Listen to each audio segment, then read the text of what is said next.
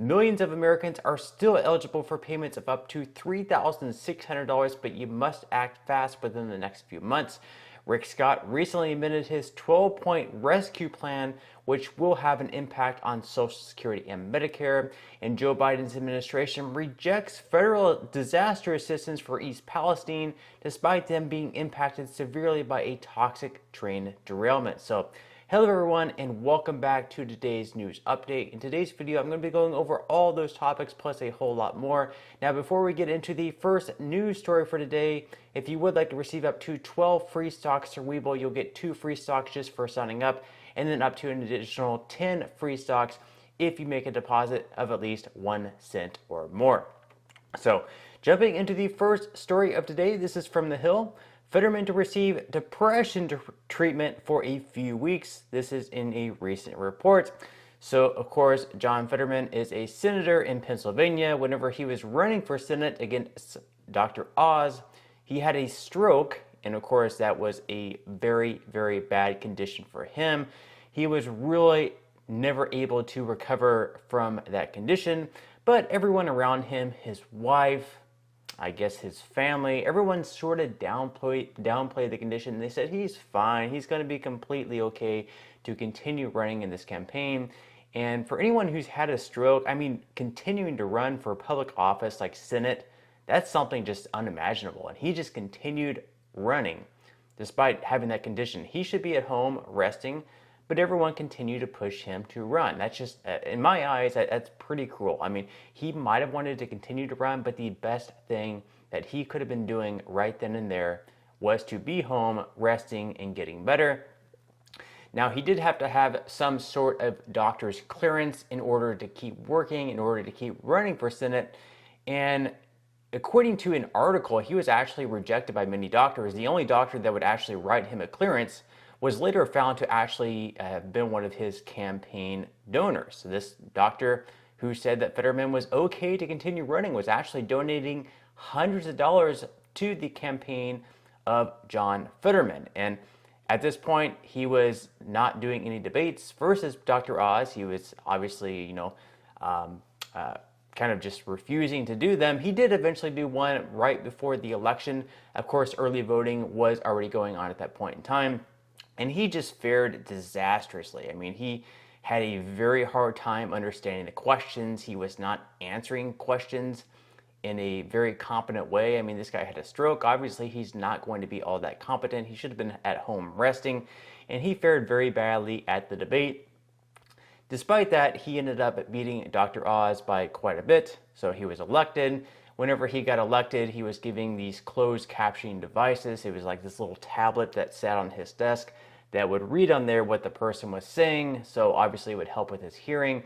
But there was reports that he was hearing, I guess, people talk like kind of like the teachers in the Peanuts. And it was a very hard time to adapt for him to the Senate life. Of course, this guy had a stroke. And then a week ago, he was in the hospital after feeling lightheaded. Doctors said that it was not related to a stroke. And now he just, as of a couple days ago, he is back in the hospital. Apparently, it's going to be for 3 weeks. This is going to be for depression. So for a guy that has had a stroke, he had to continue working in a very stressful environment, going through a very stressful Senate election. He gets put in the hospital for lightheadedness. He's having a hard time adapting to Senate life. Everyone around him, his wife, his family, or whoever else, he should have been pushed to just step down.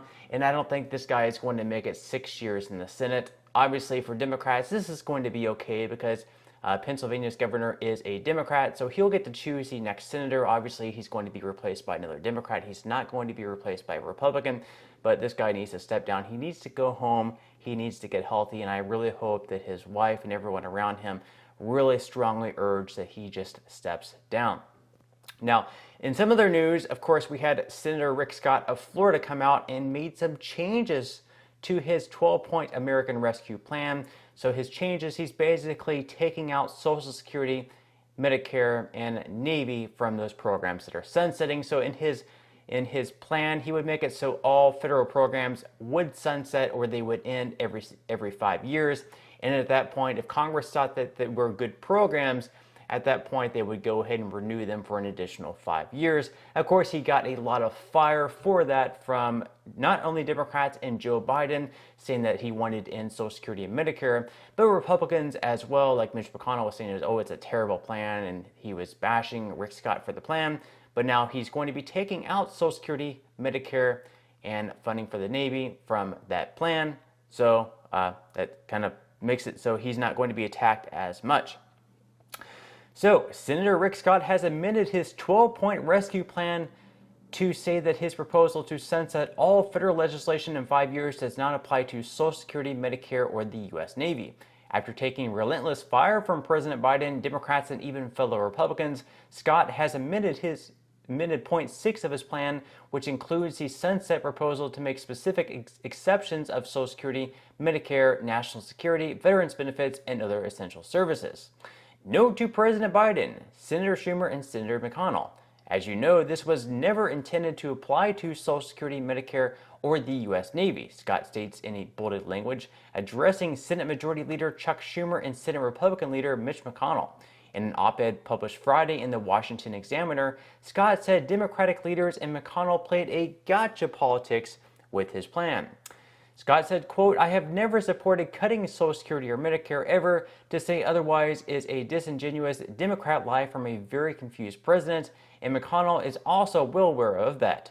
It's shallow gotcha politics, which is what Washington does. Everyone outside of Washington perfectly understood what my plan was trying to accomplish, but that lying hasn't stopped Washington politicians from doing what they do best, lying to you every chance they get. And he sure is right by that. Washington politicians will lie pretty much any chance they get, whether it's to get your vote, and whenever they get in office, their plans go by the wayside. Now, in some other news, Joe Biden's administration is rejecting federal assistance for an Ohio town impacted by toxic train derailment. Now, this is from the town is East Palestine. From the Daily Wire, President Joe Biden's administration rejected a request for federal disaster assistance from Ohio Governor Mike DeWine in response to the train derailment in East Palestine earlier this month. The derailment, which occurred on February 3rd, caused a fire that lasted several days. Officials decided to initiate a controlled release of the chemicals to mitigate the risk of an explosion.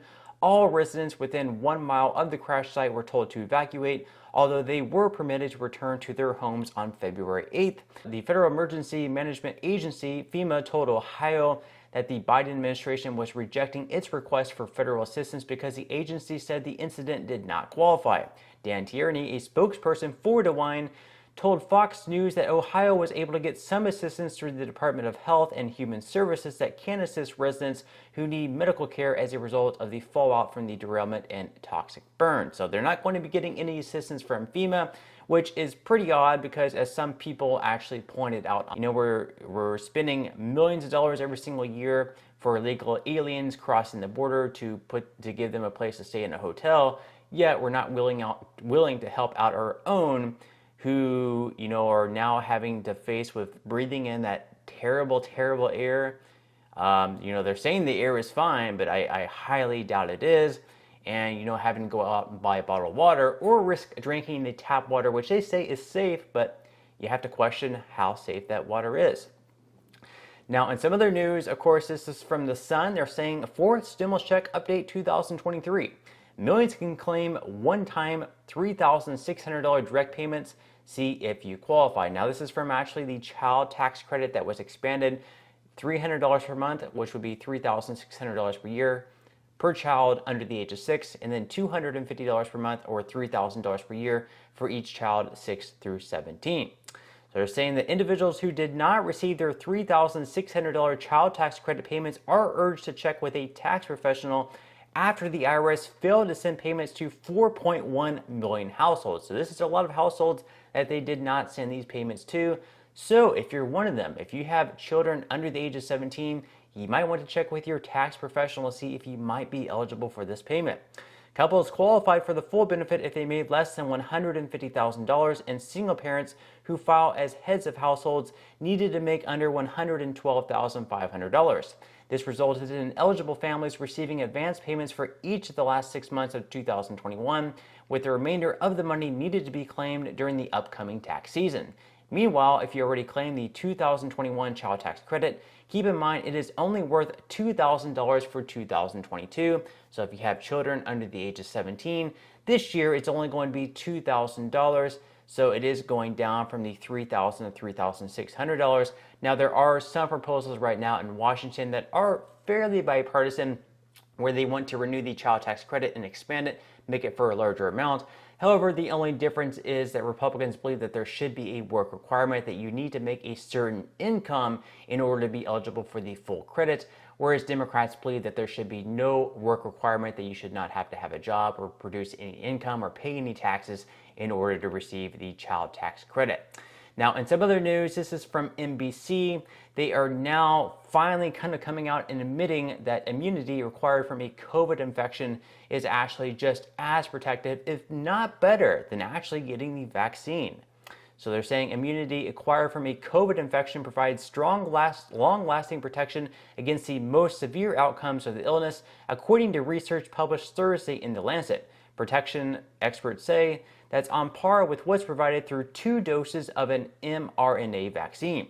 Infection-acquired immunity cut the risk of hospitalization and death from a COVID reinfection by 88% for at least 10 months, the study found. So we sure have come a long way as far as the mainstream media and others sort of admitting that natural immunity from COVID is just as good, if not better, than actually getting the vaccine. For, maybe 2 or 3 years ago, they were saying, oh, you definitely need to get the vaccine. Even if you've already gotten COVID, it's much better. That natural immunity is kind of nothing, even though for, most other diseases, natural immunity is just as good, if not better, than a vaccine. But now they're finally coming out and kind of admitting what a lot of us have known for quite some time now. And before, you'd actually kind of get like a warning, a suspension, or even banned on social media for saying that natural immunity is just as good as the vaccine, which is pretty sad, kind of shutting down free speech there. We should have free speech and kind of like a sharing of ideas. But social media companies, they were shutting those ideas down. So obviously that's pretty sad. Now, that's all the news that we have for today's video. I hope you enjoyed. If you did, make sure to give this video a like. Subscribe to my channel if you have not already, and I will see you in the next one.